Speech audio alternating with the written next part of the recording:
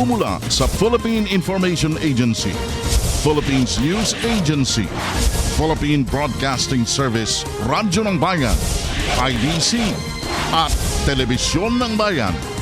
Narito ang Radyo Vision.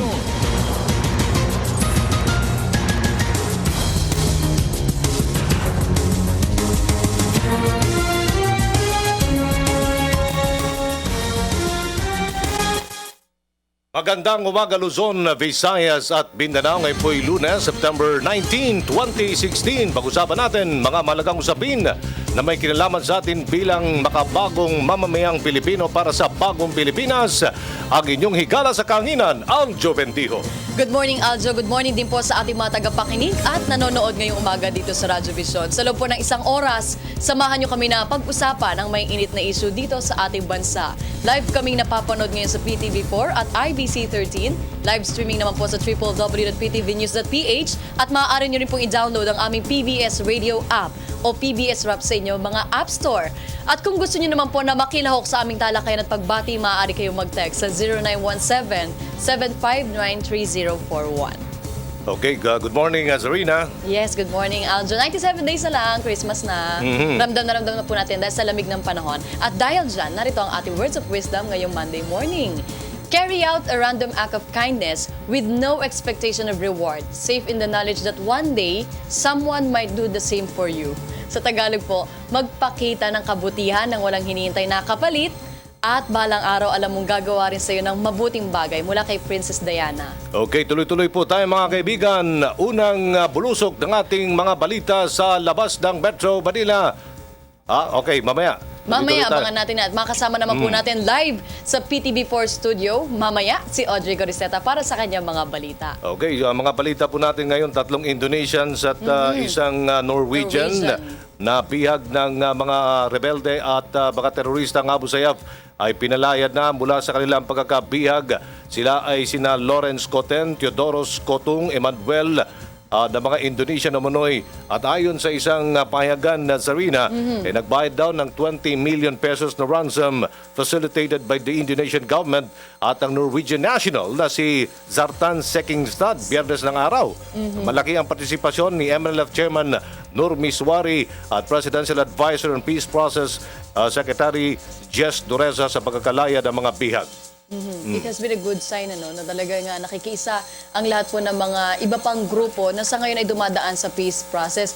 At ngayon, Aljo, ito nga paglaya, yung sinasabi mong ransom, ito ba ay kumpirmado na or talagang haka-haka pa lamang na nagbayad ng ransom itong ating gobyerno? Dahil ngayon ay nag-stick sila sa no ransom policy. Yes, totoo yan. Pinabulanan ni Presidential Communications Office Secretary Martin Andanar na walang ibinayad na ransom ang pamahalaan at hindi ititigil ang opensibang militar laban sa mga bandidong Abu Sayyaf. At ayon sa mga report, ay hirap na ang mga Abu Sayyaf dahil sa pinigting na kampanya ng militar upang pulbusin ang tuluyan kaya't pinalaya ang mga bihag. Okay, tuloy-tuloy na tayo sa ating mga balita sa labas ng Metro Manila. Zarina. Yes, unahin po natin ang Cebu Radyo ng Bayan kasama si Annabel Lagrosas. Magandang umaga, Annabel. Magandang umaga.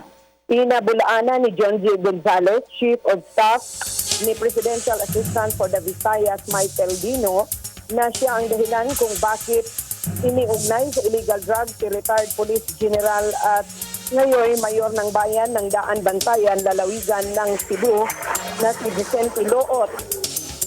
Ayon kay Gonzales, isa lamang siyang ordinaryong tao at wala siyang kapasidad na impluwensyahan ang Pangulo na katulad nitong seryosong bagay at hindi siya aktibo sa local political campaign sa mga nagdaang halalan. Noong Sabado, muling sinangalanan ni Pangulong Rodrigo Duterte si Luot sa kanyang pangalawang listahan sa mga personalidad na sangkot sa illegal drug trade, hindi lamang dito sa Cebu, kundi pati sa 4 na rehiyon ng Luzon, Region 1, 2, 3 at 4. Sagot ni Luot sa panibagong revelasyon ng Pangulo na minsan hindi siya nadistino sa nabanggit na mga rehiyon mula nang graduate siya sa Philippine Military Academy noong 1982. Naniniwala si Luot na si Gonzales na isang PR consultant ng kanyang kalaban sa politika ang ng magkapatid na sina Lapu-Lapu City Mayor Paz Coro Radasa at dating Daanbantayan Mayor Agosto Coro na may pakana na idawit siya sa illegal na druga. Para sa Radyo Vision, Annabel Lagrosa, Cebu Media ng Bayan. Radyo ng Bayan. Report. Maraming salamat, Annabel Lagrosas. Samantala, sa Gingog City naman tayo, Merly Ledesma. Okay. So lawag muna tayo. Ronald Valdriz, Radyo ng Bayan, Lawag. Ronald, magandang umaga. Sa banta ng paghihiganti ng mga drug pushers kontra sa mga kapulisan sa Ilocos Norte, pinag-iingat ang mga pulis at pinayuhan na laging handa magbatsyag sa kanilang kapaligiran. Ito'y dahil sa mga natatanggap na death threats sa pamagitan ng text messages at mga impormasyon na may mga pulis na isusunod na itutumba ng mga drug pusher matapos pinaslang ang isang pulis sa bayan ng Paway, Ilocos Norte. Sinabi ni Police Senior Superintendent Belencio Nartates Jr., magaban bahagi na ng kanilang trabaho ang panganib, subalit mas mainam na mag-ingat ang mga ito upang hindi maging biktima ng mga drug pusher. Ayon kay Nartates, inaasahan niya nila ang posibleng paghihiganti ng mga sindikato ng droga dahil sa pinaigting na kampanya kontra sa mga drug pusher sa pamagitan ng mga pulis dahil namatay na ang kanilang mga negosyo. Sa kasalukuyan niya ay bagsak na ang presyo ng droga sa Ilocos Norte dahil ang mga dating ibinebenta na 6,000 hanggang 8,000 na droga ay nasa 2,000 na lamang ang street value ng mga ito. Kaugnay nito isang seminar ang isinagawa nila sa mga pulis sa Ilocos Norte patungkol sa kanilang sariling pag-iingat kontra sa mga nagbabanta sa kanilang buhay upang mapangalagaan ang mga pulis dito sa buong Ilocos Norte. Para sa Radyo Vision, ito si Ronald Valdriz mula sa DWF, Radyo ng Bayan, Lawag, Media ng Bayan. Radyo ng Bayan. Report. Okay, thank you so much, Ronald Valdriz. Mula naman po sa Lawag Radyo ng Bayan, magtungo naman tayo sa Hingoog Radyo ng Bayan kasama si Merly Ledesma. Maayong buntag, Merly. Civil Service Month at National Tourism Week nakatakda ngayon. Ayon kay Peso Manager Jesse Reyes, sa palatuntunan gagawaran ng award ang Bayani ng Kalusugan, Assistant City Health Officer Dr. Agnes Santino, at ihahayag ang updates ng Seal of Service Excellence ng lungsod. Highlight sa buwan ng serbisyo sibil ay ang photo exhibit contest ng bawat tanggapan na nagpapakita ng kanilang mga nagawang serbisyo sa mamamayan na sisimulan ngayon at masasaksihan sa City Hall Quadrangle. Maging bisita sa lungsod para sa orientation ng mga kawani ang mula sa regional na tanggapan ng SSS at GSIS nang sa gayon malaman ang mga benepisyo. Samantala, batay sa lined-up activity ng turismo, nakatakda ang 4th Larong Pinoy 2016 at Latin and Standard Ballroom Dancing Workshop, pati na fun run sa linggong ito at ang tema ay Tourism for All, Promoting Universal Access. Para sa Radyo Vision, Merly Ledesma ng Hingoog, Media ng Bayan. Radyo ng Bayan. Report. Maraming salamat, Merly Ledesma. Bantala, tungo naman tayo sa ating mga balita mula sa PTV News kasama si Audrey Guriseta. Audrey, magandang umaga. Mamaya, si Audrey Guriseta para sa ating mga balita. Sa kampanya po ng pamahalaan na Sarina, laban sa droga, sinabi ng Pangulo na patuloy na protektahan ang sambayanang Pilipino at huwag hayaang magkakawatak-watak ang bawat pamilya kapag hindi siya makasurvive ng kanyang 6 na taong termino bilang Pangulo. At iginit ng Pangulong Duterte, patuloy niyang paigtingin ang kampanya laban sa illegal na droga at ibinida ang Armed Forces of the Philippines sa kanyang pag-ikot sa mga kampo na ultimate warriors ang ating mga sundalo sa ilalim ng ating saligang batas. Pero kahapon din, Aljo, sinabi rin ng ating Pangulo na kinakailangan pa niya ng additional 6 months para lalong masawata itong krimen. Kung matatandaan po natin, sinabi niya na 6 months talagang zero crime na tayo. Pero dahil po sa tindi ng laban natin sa drug war at hindi niya inaasahan na talagang marami pala talagang illegal nangyayari ngayon, parang government to government na daw po ang labanan pagdating dito sa illegal drug war. So ngayon po, humihingi ng 6 na buwan pa ang ating Pangulo upang mas mawala na ito. Dapat sana, Aljo, December, matapos na ito nga 3 to 6 months na nauna na sa kampanya ng ating Pangulo, pero ito nga humihingi pa siya ng additional 6 months after ng kanyang bisita kahapon. So sa ngayon, mas maganda kung intindihin po natin mabuti ang hinihingi nito ng ating Pangulo dahil talaga sobrang dami na eh. Unang-una 700,000 na po or more or halos 700,000 na ang sumuko at marami na po, libo-libo na ito mga namatay sa legit police operation dahil dito sa nakamamatay at napaka-illegal na gamot. Okay, so sa nagpapatuloy na drug war campaign ng ating pamahalaan, Zarina, timbog ang sinasabing kanang kamay ng umano'y big-time drug trafficker na si Peter Lim. Yes. Ang pangalan niya ay si Reynaldo Diaz alias James Tan at number 2 sa ilalim na ni Lim na umano'y big-time drug lord naman sa Cebu. Si unti-unti nang nalalagas ang mga big-time drug lords sa Pilipinas.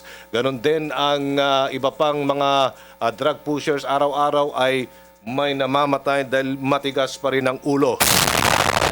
At excited na rin ako. Excited talaga. Dahil nga meron pang susunod na listahan na naglalaman itong mga narco list. Tama ba? Oo, tapos may public official, policeman, police officers, and even mga public officials like mga kung ano na pa opisyal na nakatingin talaga. Di ba nakakagulat? At sinabi niya, 3 inches ang kapal nitong papel na to, Aljo. Dami. My goodness. Ang kapal nung ipinisinta ng mahal na Pangulo nung isang araw at yan ay isisiwalat niya, no, upang sa ganun ay mabigyan ng kaalaman na ang taong bayan tungkol sa, kasi ayaw niya talaga within his term 6 years ay malinis, no, sa narco politics ika nga Pilipinas at pangalagaan natin ang ating mga susunod na henerasyon. Okay, balita tayo mula sa PTV News, mula kay Audrey Goriseta. Audrey, magandang umaga.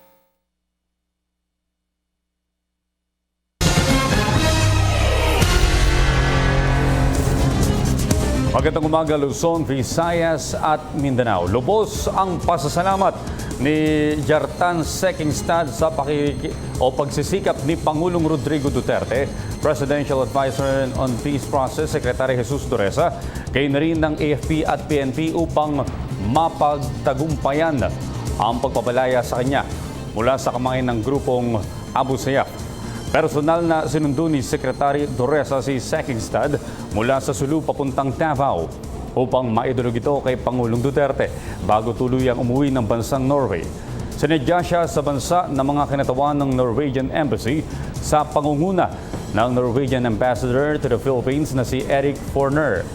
Sa maikling pahayag ni Pangulong Duterte sa naturang katagumpayan, binigyan din ito na kung meron mang dapat kilalanin sa tuluyang pagpapalaya kay Sekingstad at 3 pang Indonesian nationals, yun ay si Secretary Dureza.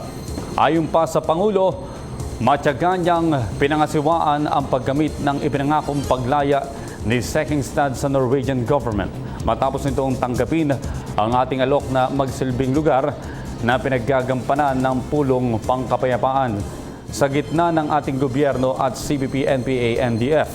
Paliwanag pa ng Pangulo, nariyan siya upang magbigay ng direktiba pero sa huli, si Secretary Dureza ang MNLF sa pangunguna ni Normi Suari, kaya na rin ang ating kapulisan at kasundaluhan ang talagang nagsagawa ng aksyon sa pagpapalaya sa 4 na bihag ng Abu Sayyaf. Samantala, sinabi naman ng tagapagsalita ng Armed Forces of the Philippines na malaki ang naitulong ng pinaigting na operasyon ng militar laban sa Abu Sayyaf Group upang mapalaya ang Norwegian kidnap victim na si Jartan Sekingstad. Samantala, tiniyak rin ng AFP na patuloy itong nakaalerto laban sa mga banta ng terorismo, partikular na dito sa Metro Manila. May report si Eunice Monte. Alas 4 ng hapon itong Sabado, kinumpirma ng Armed Forces of the Philippines ang paglaya na natitirang Norwegian kidnap victim sa tinaguriang Samal Island kidnapping na si Kjartan Sekingstad. Base sa inisyal na ulat, ang paglaya ng Norwegian national ay pinangunahan ni MNLF Commander Tahil Sali sa Barangay Buansa, Indanan, Sulu. Ayon kay Brigadier General Restituto Padilla, tagapagsalita ng AFP, mayroong pang 21 bihag ang Abu Sayyaf na kinabibilangan ng 16 na foreigners at mga Pilipino. Dagdag pa ni Padilla, dahil na rin sa mas pinag-igting na operasyon ng militar sa Mindanao, ay nasa 200 hanggang 300 na lamang na miyembro ng Abu Sayyaf ang kanilang hinahabol at 2/3 dito ay armado. Dagdag pa ni Padilla, malaking tulong nga raw ang peace process sa naganap na koordinasyon. Una po ay malaki rin ang aming pasalamat dahil nakikipagtulungan sila at hindi sila nagdadagdag sa komplikasyon sa mga nangyayaring ito.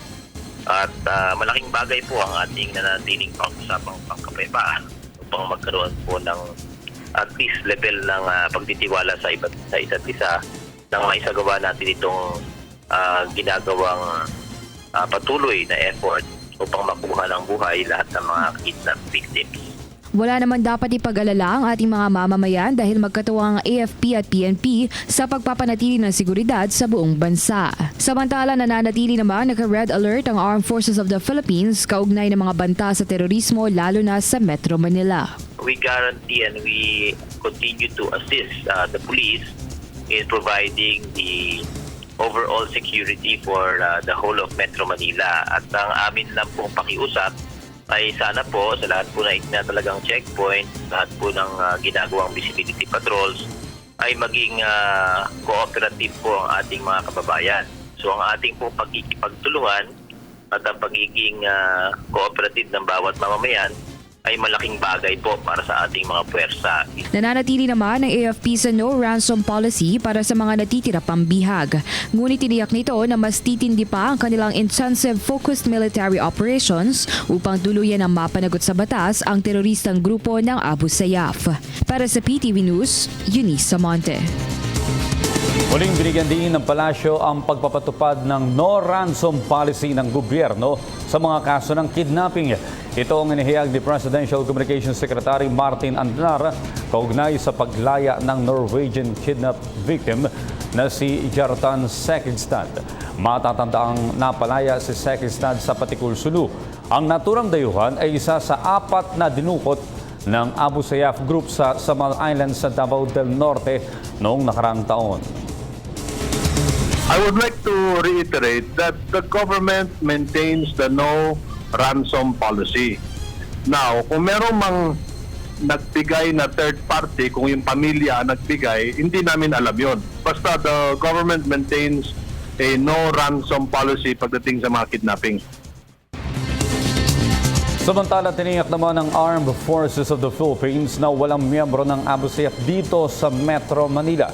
Ayon sa tagapagsalita ng AFP Public Affairs Office, Chief Colonel Edgar Arevalo, wala naman silang na-monitor na presensya ng teroristang grupo dito sa Maynila. Base sa kanilang mas pinigting na checkpoints at inspection sa mga matataong lugar. Hinikayat rin nito ang mga komunidad na habaan ang pasensya at makipagtulungan sa mga otoridad, sa pulis, sa mga checkpoints, mobile patrols at pagbibigay ng seguridad sa mga malls, train station at bus terminals. Samantala, pinaghahanda ng Pangulong Rodrigo Duterte ang mga sundalo mula sa mahabang laban kontra sa Abu Sayyaf Group. Sa kanyang pagharap sa 5th Infantry Division sa Camp Melchor F. de la Cruz sa Gamo, Isabela, sinabi ng Pangulo na posibleng muling umatake ang ASG kung kaya't kinakailangan ng puspusang pagsasanay ng mga sundalo. Dagdag pa nito, hindi na maaaring makausap para sa kapayapaan ng Abu Sayyaf Group dahil ang nais nito ay magkaroon ng caliphate sa Southeast Asia. What I can assure you is for as long as I am president, you will have all equipments and weaponry necessary to win the war, or at least to defeat them in every fight.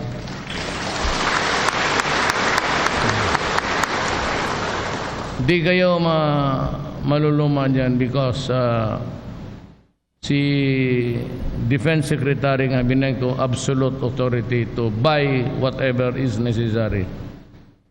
We are doing good with the sniper activity. You learn more about it. At saka yung mga vest ninyo, sabi ko lahat dapat pagpasok, lalo na yung mga entry. Kailangan na. But more of you will be given yung protection sa armor. And of course, the weapons that you desire. But above all, I have ordered and will binigyan ko kayo din ng almost $500 million. Last time sa AFP nagpunta ko, maraming kulang ninyo, marami akong binili. MRI, Barek is for pag nag-away kayo dyan, hindi kayo na-extract kaagad, tapos nasugatan ka sa kamay paa. At yung gangrene, basta maipadala ka lang, mailipad ka sa, and my orders are, yung presidential plane ko, binigay ko na sa armed forces for the use as air ambulances. Baski isang sundalo lang, basta ka medyo magdating na yung gangrene, ganon, ilipad ka agad. It is like a tank where yung divers, tapos mas mabilis pa sila sa bubble, and the sapper called the bends, yun ilagay ka doon, and the circulation will help you normalize or stabilize you. Lahat na pwedeng para makabuhay. And yung mga field hospitals ninyo, I'd like to mention ito now for the first time. Somebody is giving us 1 billion to yung sa mga Davao, meron doon ospital. We will complete it so that kung maaari lang, ipauna ko yung sa ulo. Doon ko ilagay yung ospital na mga operating rooms. Lahat ng kailangan. Somebody is giving us but he does not want me to mention his name. Pero ewan ko lang, someday, maybe maglilik rin yan. He wants to start. As a matter of fact, they're also starting to build the rehab for the addicts sa Cebu. So, lahat yan, ipalapit ko yung mga ospital na for life-saving.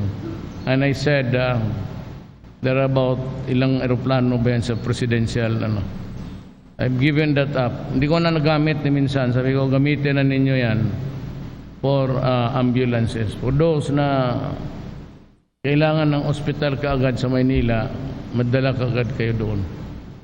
To save lives and everything.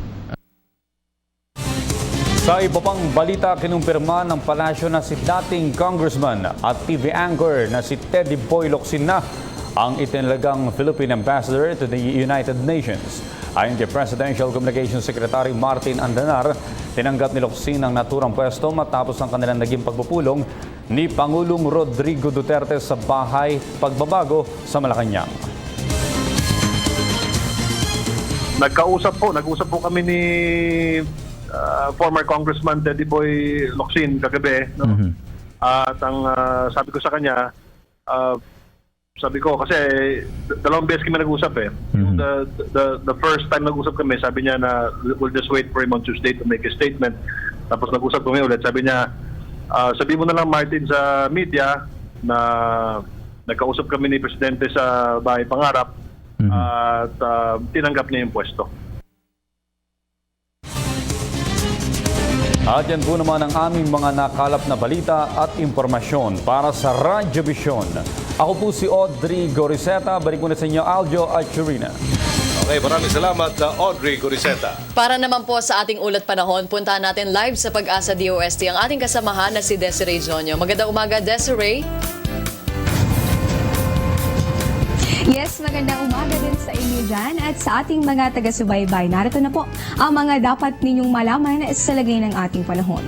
Ngayong back to work and back to school Monday, nagbabalik din sa pag-iral ang hanging habagat o yung tinatawag din nating southwest monsoon. Sa ngayon po dominante ito dito sa may kanlurang bahagi nitong Luzon. Ito po magdadala ng maulap na kalangitan, may kasama po yung may hina hanggang sa katamtamang pag-ulan dito sa may bahagi ng Batanes, pati na rin sa may Babuyan Group of Islands, pababa sa may rehiyon ng Ilocos, probinsya ng Zambales, Bataan at sa may Palawan.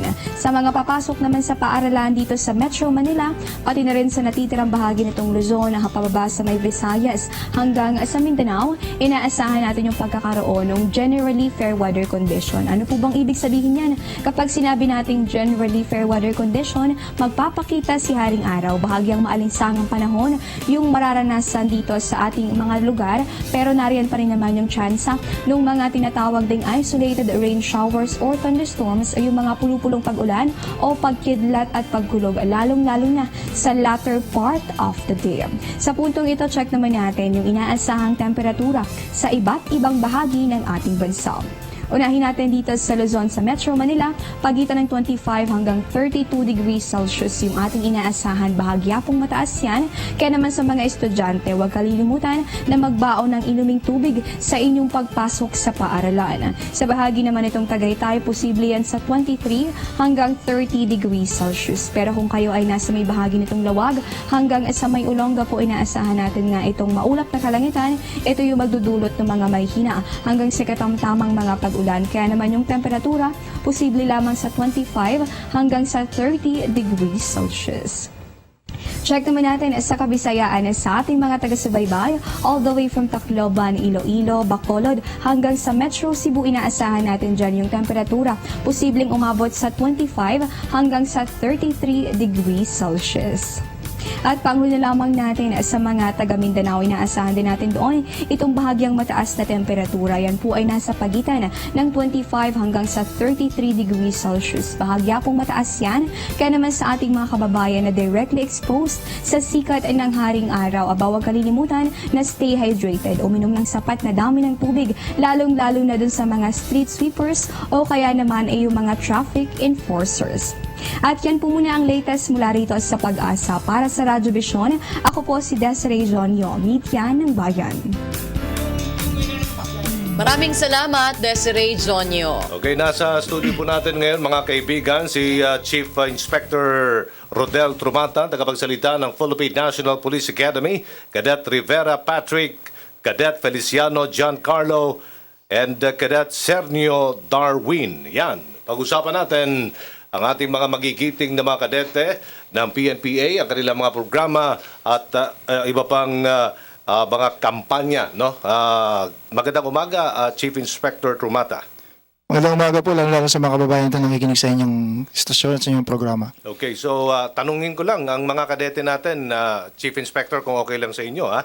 Si Cadet Rivera, gaano ba katindi ang training sa PNPA at paano niyo ito tuluyang malalampasan? Lahat ng bagay po sa PNPA na lahat ng pagsubok, kailangan namin lagpasan. At kung talagang porsigido po ang isang kadete, malagpasan niya ito, lalo-lalo na yung mga homesick sir, at yung mga training na pinagdadaanan namin. Una-una, tanong muna natin, Sir Trumata, ano po ba itong PNPA para sa kalaman ng ating publiko? Ang Philippine National Police Academy ay isang institusyon na nag-offer ng full government scholarship sa lahat ng kabataan na gusto maging police, bombero o maging jail warden. And then full government scholar po, ibig sabihin po wala pong babayaran ng families nila sa board and lodging, wala pong tuition. So free education for 4 years. Then after graduation, automatically po employed sila sa government under the Tri-Bureau Service. Ano yung pinagkaiba nito sa ibang institusyon sa labas ng PNPA na nag-accommodate ng mga students na gusto maging police? At tulad dun, halimbawa, ikaw ay nag-take up na ng BS Criminology sa isang ordinary university, lagi lang tinatanong ano doon pagkakaiba ng PNPA sa isang criminology student. Ang nakakalimutan po nila na ang pagkakaiba po kasi ang academy ay meron pong tinatawag nating School for Leadership po kasi siya. we are after with the character development, and secondary po ang kanilang more on brain or studies in educational attainment or any background po sa education nila. Ayun ay secondary lang, pero importante po doon yung kanilang character kasi ang kanilang trabaho pagkatapos sa academy ay hindi lang basta mag-implement ng ano man ng batas, kumbaga nangingibabaw doon yung ugali at pagkatao mo. Okay, so ano po mga requirements sa Chief Inspector Trumata sa lahat ng ating mga tagapanood at tagapakinig na gusto maging kadete ng Philippine National Police Academy, sir? Ang unang-una, yung tinatawag nating natural-born Filipino citizen. Siguro maliwanag naman ibig sabihin noon kasi issue yan dati. Pangalawa is 18 to 22 years of age at the time of admission, of good moral character. Ngayon yung mga at least high school graduate. Pero for those who already undergoing the K-12 program, kailangan mo na lang tapusin ang kanyang senior high under academic strands. And then with no derogatory records o kaya of good moral character, physically and mentally fit for cadetship training. Sir, ma-attain nyo ba yung target nyo ngayon? Lalo na may K-12, may hintayin pa kayong 2 taon para magkaroon uli ng mga katatapos lamang sa high school, secondary high school. Natutuwa kami kasi kahit na nagkaroon tayo ng transition, Yes. as of now, we have already 15,000 applicants. Sabi ko, hindi pa kami ganun ka-expose sa media para mag-promote. Yes. It is our second time. Pero at least very thankful po kami na at least yung mga families at magulang nationwide, willing silang ipagkatiwala sa PNP ang kanilang mga anak. Okay, so sa lahat ng mga kadete na nandito ngayon sa studio, anong year silang pwedeng pumili kung saan sila sasabak, Chief Inspector? Sa police, sa bumbero, or dyan sa Bureau of Corrections? Tama ba? Sa Bureau of BJMP? Yes. BJMP po. Management Penology. Sa amin po, is first 2 years is general education. Ang specialization courses namin ng mga major subject is sa second year, third year, and fourth year. So, sa pagdating ng first sem nila sa fourth year, doon na po sila pipili kung ano pong bureau ang sasalihan o branch of service. Kasi doon na po papasok yung mga major subjects and specialization subjects po namin. So majority sa mga usually ano po nangyayari? Mas marami bang napupunta sa PNP? Opo, kasi ang binibigyan po namin ng at least 10% yung BJMP at BFP, and majority po talaga magjo-join sa PNP. Tanungin natin naman si Cadet Patrick Rivera. For your third year na sa PNPA, kamusta naman na yung takbo ng training mo and yung education na rin? Ayos naman, ma'am. Bali, puro academics lang yung iniintindi namin ngayon, ma'am. Tapos Yes. meron kaming hindi rin nawawala yung mga physical activities namin, ma'am. Like yung exercise every morning, ma'am. Yes, ma'am. Tingnan mo na mga katawan Kaya ng mga nga yan. Gaganda ng mga katawan. Paano mo pinaghandaan yun? Kasi alam ko talaga medyo rigid yung training nyo doon sa loob ng PNPA. Bali, ma'am, nag-adjust na lang talaga yung mga sarili namin, ma'am, yung mga katawan namin. Na dapat talaga pagsabayin yung academics and at the same time yung pagiging physically fit namin, ma'am.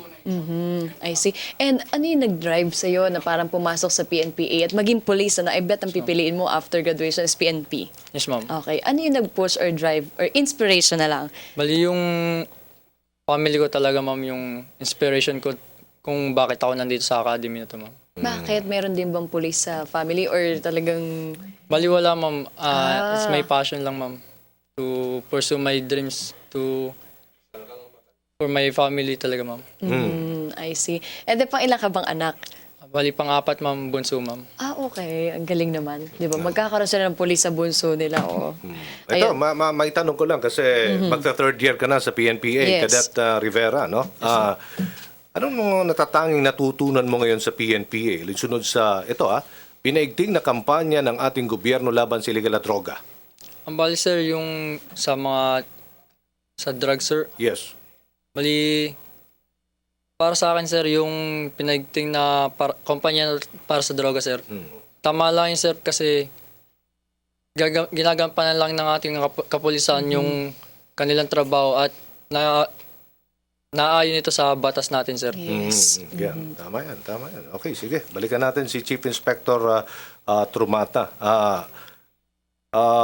On campaign against hazing with respect to anti-hazing law, sir, paano po nasisiguro ng ating, siyempre, mga magulang, ng ating mga kadete na wala pong nangyayaring hazing dyan sa akademya? Unang-una po ang academy kaya po itinayo ito ay para pag-graduate nila ay maging law enforcer. Ibig sabihin, tagapagpatupad po ng batas. So isa sa mga panukala o adhikain ng academy ay mahubog itong mga tao na, ang mga kadete natin, no, to be officers na may paggalang sa batas. At yung pag-commit po ng isang maltreatment o violation of hazing is already against the law. Yes. So hindi po namin tinotolerate ito. Napakatindi po ng aming sistema pagdating dyan. Kung nababalitaan nyo po, for the past 10 years, hindi ho kami na-issue about hazing. Kasi matindi po ang aming adhikain na itigil na po yung mga practices na alam natin nakakasira sa kabataan. Nakita naman nyo po yung mga kasama kong kadete, kumpleto naman ng kamay at paa, tsaka wala pong bulag, at matinong pag-iisip. At ang gaganda ng katawan. Opo. Alagang-alaga po ng mga pamilya nila, tsaka hindi po dadami ng gano'n ang aming aplikante taon-taon kung hindi po nila nakikita ang produkto. Okay. Sir, ano po ba ang mga PNP entrance exams details natin para sa kalaman ng ating mga tagapakinig at nanonood? Sa entrance examination po natin, meron po tayong coverage of examination. Una yung tinatawag natin communication skills. So, kailangan medyo magaling ka sa English. Meron ka alam sa grammar or basic. Second is math and science. Alam yung mga word and age problems and about general information and current events. Yes. Ayan po yung mga basic questions na lumalabas sa test namin. Pero wala ho kami passing mark. Kung sino po yung mag-top 1,500 sa 20,000, yun lang po yung magpo-proceed sa next phase. And after po yung 1,500, yun po ay undergo ng physical fitness test. Kung sino yung papasa sa PFT, yun po magte-take ng neuropsychological. Ang maiiwan na lang dun, 500. Out of 500 po na pumasa sa neuropsychiatric exam, yun po yung magme-medical. Doon po kami pipili ng top 300. Okay. On anti-corruption campaign ng ating gobyerno, paano natin hinuhubog ng ating mga kadete na pagkatapos nilang umalis ng akademya ay tuloy-tuloy ang kanilang adhikain na linisin sa korupsyon, lalo na ang Philippine National Police? Yes, sir. Una-una po, dun sa academy sa pagmamalaki, kaya po unique ang isang akademya kasi meron po yung honor code and honor system. Meron ho kaming honesty store doon, wala hong bantay, andun ho lahat na pwede mong bilhin. Ikaw na po magsukli sa sarili mo. So, hindi naman po nalulugi ang store. Kasi talaga pong nasa puso nila yung values ng honor system. Then sa loob po ng barracks, open po lahat ng locker, bawal po mag-lock. So, nandun po yung mga gamit nila. Kasi meron po kaming sistema na i-develop po yung mas maganda po na ginagawa mo yung bagay na tama na wala nakatingin. Para pagdating po ng time na makagraduate po sila, wala na po nakatingin. Mas malaki po pinagkakatiwalang pera o tungkulan sa'yo na wala nakabantay. Sa loob po ng 4 na taon, sa tingin ko po, malaking pundasyon na po yun para gawin nila yung tama pag-graduate nila. Ngayon, kung may mga naliligaw naman po ng landas, eh hindi natin pwedeng isisi sa akademya kasi ginawa naman po natin lahat ng aming makakaya para maituwid po yung kanilang pagkatao at mahanda po sila sa pagsubok. Kung ano man ang mangyayari sa kanila for the next 30 to 40 years in the service. Itong institusyon na to, Aljo, para sa kalaman na lahat, hindi lang po para sa kalalakihan dahil meron din mga kababaihan. Opo. Sa class po nila, Patrick, ilan yung babae sa inyo? Sa class namin, ma'am, bali, nasa 80 pa sila, ma'am. 80. But 80 pa sila. Nako, Kasi po nakakatakot. ang mga babae po namin sa academy, hinahangaan po namin for the past 5 years po. Yes. Ang baba po ng resigning rate nila. Mga 3, 2, 1, o minsan wala pa. Pero mga kalalakihan po talaga ang pinakamarami ang nagbaback out. So kung baka dumating po nga ang time, wala na pong maiwan lalaki, baka puro babae po maiwan sa loob. Napakahaba po ng kanilang determinasyon tsaka yung dedikasyon para makagraduate sa PNPA. Si Cadet Rivera naman, handa ka na bang sumabak sa giyera kung mabibigyan ka ng break? Halimbawa, destino ka sa Mindanao. Ano ka ba? Gusto mo maging SAF, SAF, or anong gusto mo pagkatapos? Unit. Kung mabibigyan ng pagkakataon, sir, pwede tayong pumasok ng SAP, sir. Special Action Force. Yes, sir. Handa ka na bang sumabak sa giyera? Yes, sir. Handa na, sir. Okay. Para sa bayan? Para sa bayan, sir. Handa ka na mamatay? Para sa bayan? Handa, sir. Iyan. Kasi andun naman talaga mission, sir, di ba? Pagka pinasok mo ang serbisyo mo, parang pinakasalan mo ng taong bayan para ialay mo yung buhay mo. Secondary ang family talaga. Yun po yung pinakamasakit na parang. May mga pagkakataon po na hindi na po nyo makikita yung mga anak nila kung unang paghakbang, Uy, grabe. unang binyag. Ay, Hindi. Parang pumupunta sa hours. Nagugulat ako sa mga sagot mo, sir. Yan yung realidad. Kapag pumasok ko sa serbisyo, Yes. pinakasalan na po ang serbisyo, pangalawa na po ang family. Ganun talaga. Ganun po talaga yun. Prioridad ang trabaho, ang Opo, serbisyo. kasi may darating yan sa akin na hindi mo po nakita na yung unang hakbang, debut ng anak mo. Yes. Minsan hindi mo nakilala ang asawa mo. yan. Sa tagal mo lang hindi mo siya nakakasama. Kailangan talaga makapartner mo sa buhay yung nauunawaan yung serbisyo. Lahat ng talumpati ng Pangulo, ikaw ba'y nakinig? Cadet? Wala ho kasi silang Wala, access sir. sa television. Parating sinasabi ng Pangulo, hindi maiwasan na may maraming pamilya isang pulis. May girlfriend ka na ba, Cadet? Meron, Rivera? Okay. O paano mo i-handle ngayon? Sabi nga ni Chief Inspector, maunang serbisyo, pangalawa lang ang pamilya. Paano mo maitutuwid no ang buhay mo sa pamilya at sa trabaho at hindi ka mapunta doon sa may pangalawa, pangatlo, pang-apat na pamilya? Yeah. Bilang pulis, ha? Tamang time management lang tayo, sir. Yeah. Pero priority talaga natin ang pagsilbihan ng mamamayang Pilipino, sir. Ano masasabi mo, Sarina? Nga naman. Priority-wise talaga yon. Kasi si Sarina kasi ay boyfriend mo, di ba, nasa SAF? May tanong na, saan daw gaganapin yung entrance exam? Ano ba kayo? Saan daw Sir, gaganapin saan ang daw? entrance exam? Meron ho tayong 28 test centers nationwide. Pero sabay-sabay po yan sa October 30, last Sunday of October, lagi pong exam namin. Sabay-sabay po yan buong Pilipinas. Ngayon, meron po kami mga designated test centers pero ipopost po namin sa aming website sa www.pnp.edu.ph, sir. Pero ngayon, as of now, mahirap pong i-announce pa yung mga venues kasi marami pa po ang hindi nagko-confirm. Pero automatically po lagi po 28 test centers nationwide po tayo. Wag po sila mag-alala kasi ipopost po namin yan at papadalan po namin sila ng mga permit to take the examination sa kanilang respective email address po. Okay, analysis lang konti. Magta-third year ka na, Cadet Rivera. Ano sa tingin mo ang pinakamainam na counter-insurgency effort or campaign ng ating gobyerno dapat gawin upang maibsan naman ang problema natin sa rebellion? ASG, Abu Sayyaf sa Mindanao. Yung sa rebellion, sir, kailangan lang ng tamang communication, sir, sa within the two parts, sir. The kapulisan tsaka ng Abu Sayyaf, sir. Gaya ng ginagawa ngayon ni President Duterte, sir. Okay. Na parang pinagkakasundo talaga niya yung dalawang magkaibang grupo, sir. Ang ibig sabihin, makikipag-usap tayo sa kanila? Communication, sir. Communication talaga. Yes, sir. Yun ang pinakamainam pa rin, sir, di ba? Kahit sa relasyon, kailangan ho communication, sir. So kung wala pong communication, ay magkakaproblema po talaga tayo. Yun, lalo sa asawa. Mukha naman mababait itong mga to. Di ba tinuro nyo naman po yun yung loyalty? Yeah. Di ba po? And then dapat di loyalty, dapat yung faithful ka. Yung dapat talaga, faithful. Tinuturo ba sa akademya talaga yan? Sa asawa, lalo na. Faithful ho sa service. Pangalawa Sa service po pa rin. yung... Pangalawa pa rin ng family asawa, po. Sarina. Naka-mention talaga ako. Anyway, sige.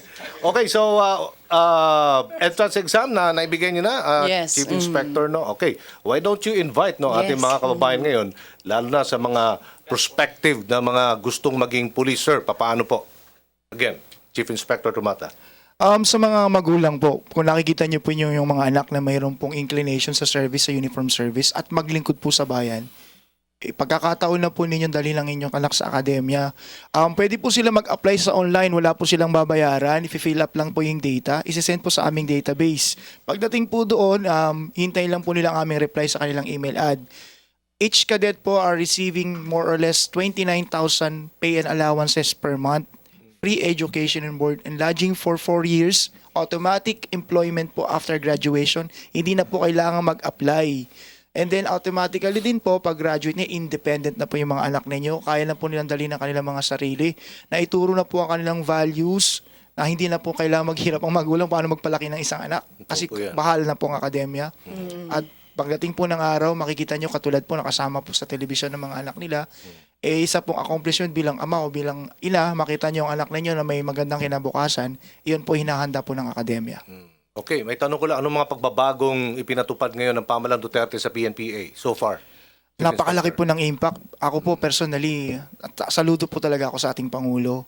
Kasi doon po sa akademya namin, nakikita po namin yung pagmamahal at suporta rin po ng mga kadete. Kasi nakikita po nila na Yung ating Pangulo, simple lang po manamit, straight po magsalita, meron po siyang objective, alam po natin lahat saan tayo tutungo.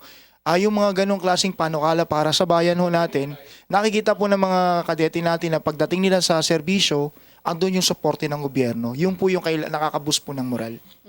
Di kay Patrick, paano ka nakakope with dun sa, nalalayo sila sa pamilya, no sir? Kapag ka nasa na academy? Mga twice, thrice a year lang nakakauwi ng bahay. Paano mo na-cope yung ganung sitwasyon? Mali adjustment lang talaga, ma'am. Tapos kung porsigido talaga, ma'am, kayang-kayang nagpasan lahat ng pagsubok, ma'am. Tsaka paano pala pag nag-quit? Anong mangyayari? Pag nag-quit po, automatically banned ka na sa other service academies. Hindi ka na po pwede mag-apply. Ibibigay naman po lahat yung mga naipong pera mo sa loob. Pero karaniwan ho kasi ang nagre-resign ho in the first 45 days. Kaya marami nagbaback out sa unang linggo kasi hindi ho nila makayang malayo sa pamilya nila.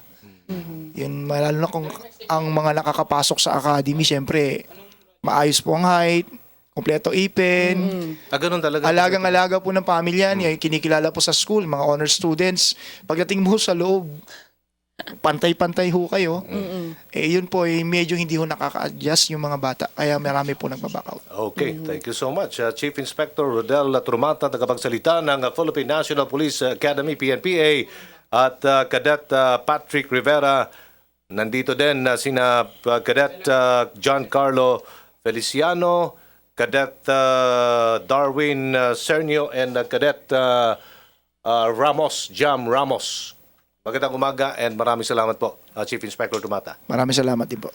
Okay. Alright, sa punto naman pong ito, puntahan na natin ang ikalawang sigwada ng ating provincial news. Radyo ng Bayan. Report. Narito po ang Naga Radyo ng Bayan kasama si Jane Betito. Magandang umaga, Jane. Marhay na aga. Teenage pregnancy dito sa Camarines Sur tumaas simula 18% noong 1992 sa 32% sa kasalukuyan. Dahil dito ang Department of Health sa pamamagitan ng Bicol Medical Center dito sa lungsod ng Naga, naghahanda para sa paglalagay ng isang center na nakatutok sa reproductive health and wellness ng mga teenage pregnant mothers.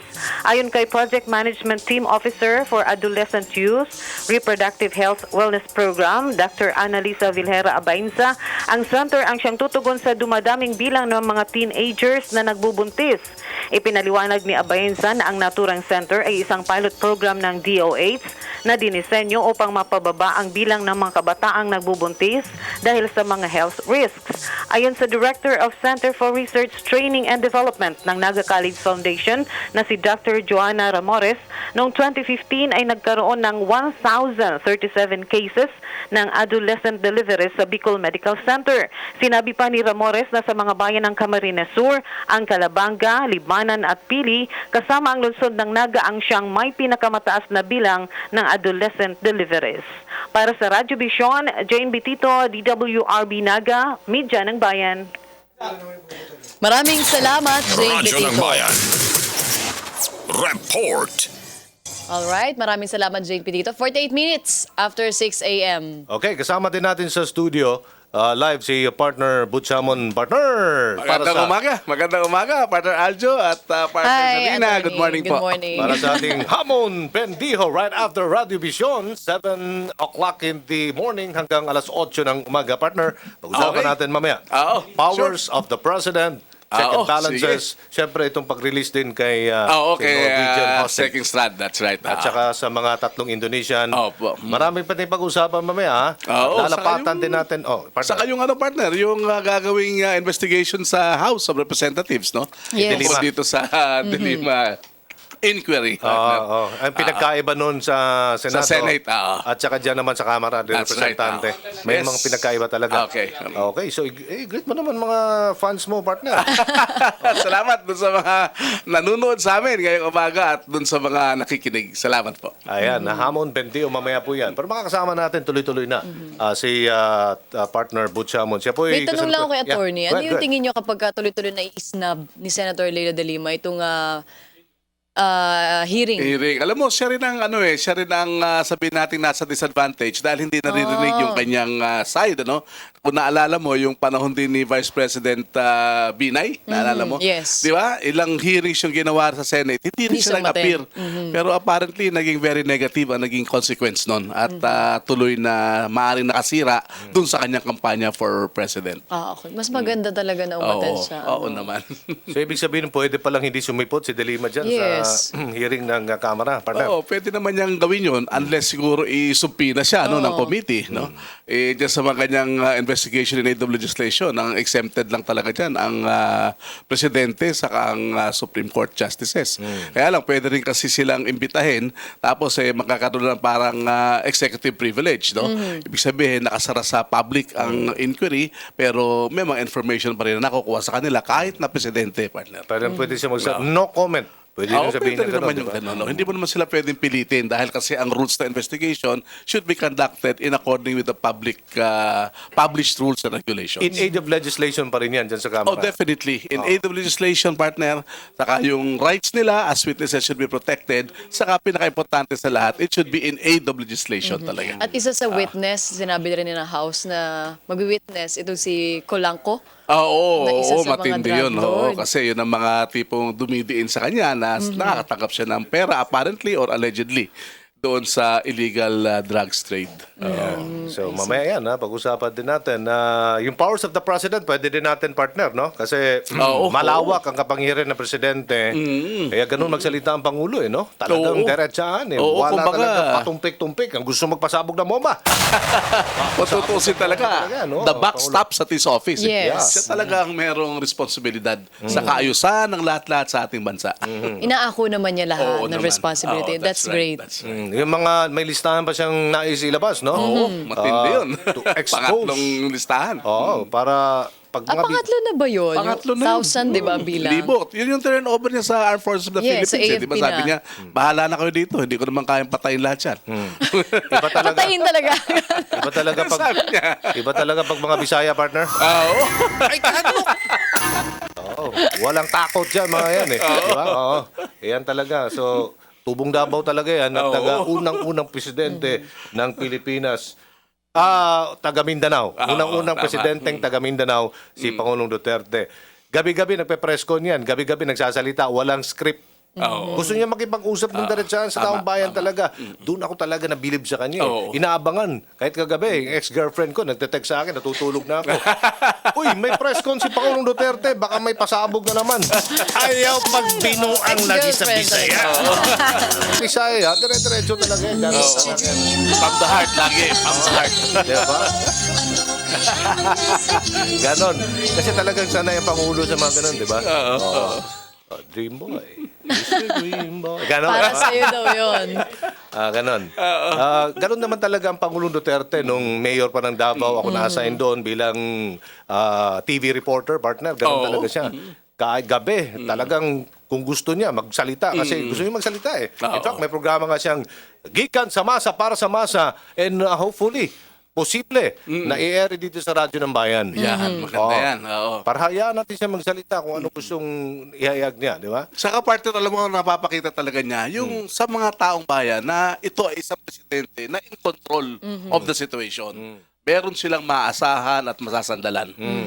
Hindi yung parang pakiramdam ng mga tao, sa bago biyero natin. Ngayon, hindi. Si President Duterte talagang sinasabi niya, I am here, your president, and I am responsible for everything that happens in this country. At karamihan sa ating mga kababayan, nakikita yung sarili nila kay President. Not yun. because of makapangyarihan, pero yung sa pagiging simpleng tao lamang. That's right. And doon tayo sa tama talaga yung gagawin. Kaya kita mo, kahit controversial yung mga ginagawa niya, ang trust rating niya, napakataas talaga. Diba?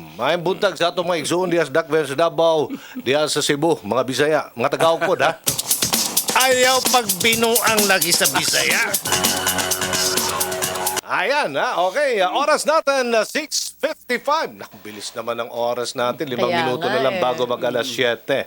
Kain tayo sa hotel na McDonald's. May hotel na McDonald's, Ayan, okay. So, okay, paalam na tayo. Yes, sige. exit na ako para sa next program ng ating kapartner na si Aljo Bendia. Kasama naman po si Atty. Butch Hammond. Maraming salamat po sa lahat ng mga nakinig at nanood ng Radyo Vision ngayong umaga. Kung na-miss po ang aming edisyon ngayong umaga, maaari kayo mag-log on sa youtube.com. Muli, ako po, si Zarina Lusuegro. Ako naman po si Aljo Bendio. Dagang kay salamat. Dalay ko ng Diyos. Mamayang 1:00 hanggang 2:00 ng hapon. Dito pa rin sa Radyo ng Bayan. Usapang SSS. Hanggang sa susunod. Bukas uli dito sa Radyo Vision. Susunod kagad with Attorney Butch Hamon. Hamon Bendijo. Dito po sa Radyo ng Bayan. Bye!